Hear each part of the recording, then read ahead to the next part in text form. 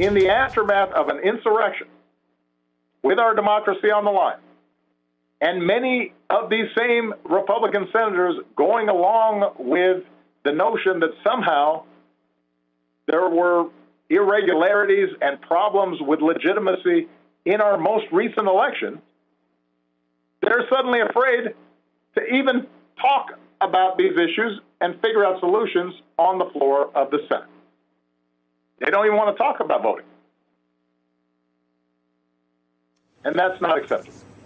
Former President Obama among the Democrats rallying around Senator Joe Manchin's voting rights bill compromise. Yet, despite concessions to the GOP, Minority Leader Mitch McConnell has promised zero Republican support. We're starting to see that our colleagues' latest rationale for S1 can be flexible when needed. Prominent Democrats have railed against voter ID requirements for years. But now that voter ID is among the sticking points keeping the Democratic caucus from uniting behind S1, some Democrats have started indicating, well, they've had a change of heart. Republicans are expected to go as far as to block any debate on voting rights once the issue comes to the Senate floor tomorrow afternoon.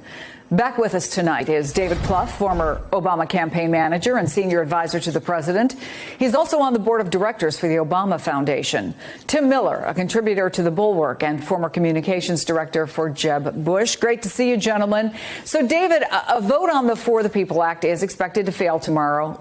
You know what it's like to go up against Mitch McConnell. You went into the White House after he said he wanted to make Barack Obama a one-term president. So what should Democrats do next? Well, Chris, we need to protect our democracy and the Constitution. So the Manchin proposal is getting support.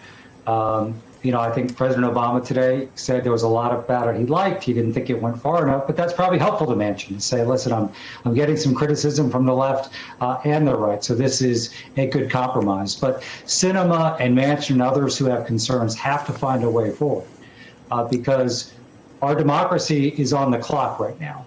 The notion that somehow the Republicans won't try and steal an election in 22 or 24 is preposterous. Even I saw Senator Sinema's comments today about the filibuster, concerned that if Democrats got rid of the filibuster entirely or in part, the Republicans would make them pay a price. Listen, I may be wrong about this, but I think Mitch McConnell will get rid of the filibuster when he's next in control of the Senate. So that's going to happen.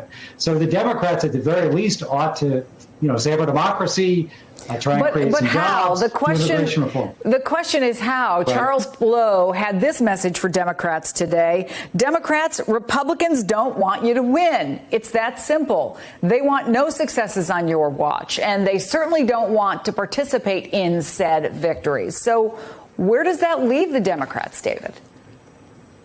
Well, listen, Joe Manchin himself has talked about maybe we could bring the threshold down for filibuster down to 55. That's worth pursuing. But I tend to agree with that column, which is I don't think you'll get 5 Republicans. So we have carve-outs now for the filibuster around judicial nominations. I think we might have to get creative here, that to protect our democracy, the right to vote, we're willing to do that. I think we ought to get rid of it entirely. But at the very least, we have to do what's required to save this democracy, which is not just protecting voting rights, as important as that is. All around the country, Republicans want to seize control of who decides who wins elections. And that's the most damaging thing. So I think if this Congress leaves without passing anything to fight back against what Republicans are doing, it's disastrous for the country. So you're going to have to look at things like bringing down the number. But eventually, I think you might have to look at other carve-outs like we've done on judicial nominations. Realistically, though, Tim Miller, is that how Republicans see it, that it's disastrous for the country and so they can't do it? I mean, there's this new Monmouth polling that shows most of what's in Manchin's compromise is incredibly popular. But does that carry any weight with Mitch McConnell? No, it doesn't. Look, I think Mitch McConnell sees any sort of voting rights bill that expands access to voting as bad for Republicans.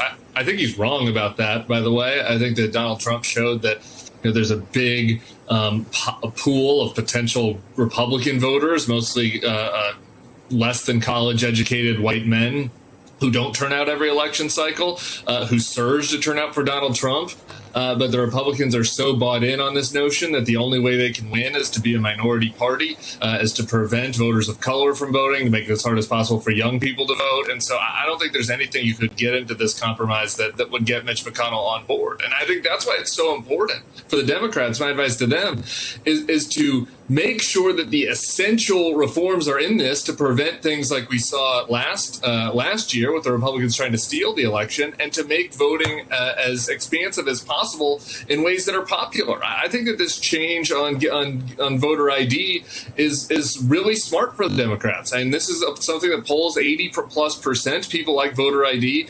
If this is really a crisis that we're in, and I think that's something that David and I agree with, and most of those viewers agree with, then the Democrats need to get through the popular Democratic reforms that are necessary to safeguard the democracy, and not worry as much with all the nice to haves. And I think that this switch on voter ID is a good sign that they're doing that. Let me ask you one more thing about sort of strategy and the way that the Democrats might approach this, Tim, and play something that Claire McCaskill said earlier on this network. Take a listen.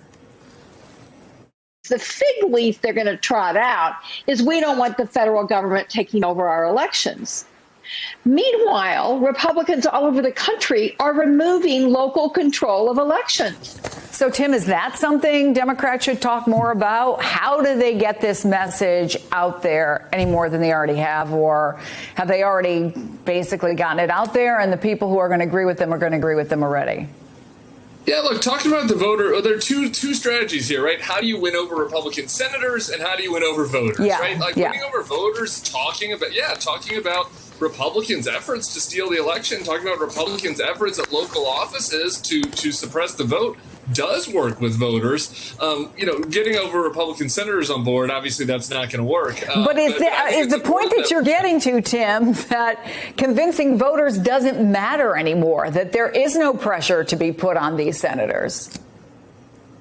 Yeah, I think it doesn't matter that much as far as getting the senators, because I don't think the votes are there. I agree with David. I think it matters very much as far as 2022 is concerned, and whether or not an insurrectionist like Kevin McCarthy is the Speaker of the House. And the Democrats should do everything possible to focus on the popular stuff as part of safeguarding democracy, and not worry as much about all the things that maybe some of the interest groups might wish that they could put in the bill. You're nodding there, David.